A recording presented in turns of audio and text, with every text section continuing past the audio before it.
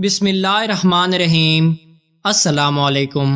بابل شہر کی ایک بدکار عورت مر گئی تو اس کے گھر والوں نے اسے دفن تک نہ کیا بلکہ کوڑے کے ڈھیر پر پھینک دیا۔ حضرت موسیٰ علیہ السلام جب کوہ طور پر اللہ تعالیٰ سے بات کرنے کے لیے گئے تو اللہ تعالیٰ نے فرمایا کہ اے موسیٰ، باقی باتیں بعد میں ہوں گی، پہلے جاؤ، میری کنیز کی لاش کوڑے پر پڑی ہوئی ہے، اسے غسل دلاؤ اور عزت کے ساتھ دفنا دو۔ حضرت موسیٰ علیہ السلام کوہ طور سے واپس آئے اور بابل شہر میں داخل ہوئے۔ تلاش کرتے کرتے ایک جگہ دیکھا کہ کوڑے پر ایک لاش پڑی ہے اور اس کے ارد گرد 4 کتے اس کی رکھوالی کر رہے ہیں تاکہ کوئی درندہ اس کی لاش کو پامال نہ کر سکے۔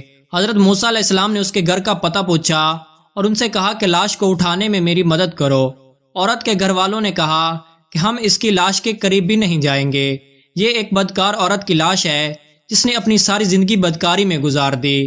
پورے شہر میں کوئی بھی لاش کو اٹھانے کے لیے تیار نہیں تھا۔ حضرت موسیٰ علیہ السلام اپنے بھائی حضرت ہارون علیہ السلام کے پاس گئے اور کہا کہ لاش اٹھانے میں مدد کرو۔ دونوں نبیوں نے لاش کو اٹھایا اور پھر جب غسل دینے کی باری آئی تو شہر کی کوئی عورت بھی اس کو غسل دینے کے لیے تیار نہیں تھی۔ یہ دیکھتے ہوئے حضرت موسیٰ علیہ السلام نے اپنی زوجہ اور بہن کو حکم دیا کہ اس عورت کو غسل دو۔ غسل کے بعد اپنے بھائی حضرت ہارون علیہ السلام کی مدد سے اس عورت کو دفن کیا۔ دفنانے کے بعد جیسے ہی آپ واپس آ رہے تھے تو شہر والے لوگ آپ کے سامنے آ گئے۔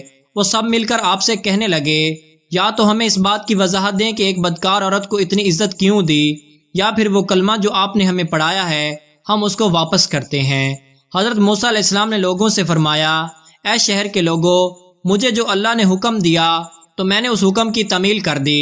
اگلی بار جب میں کوہ طور پر گیا تو تم سب کو تمہارے سوال کا جواب مل جائے گا۔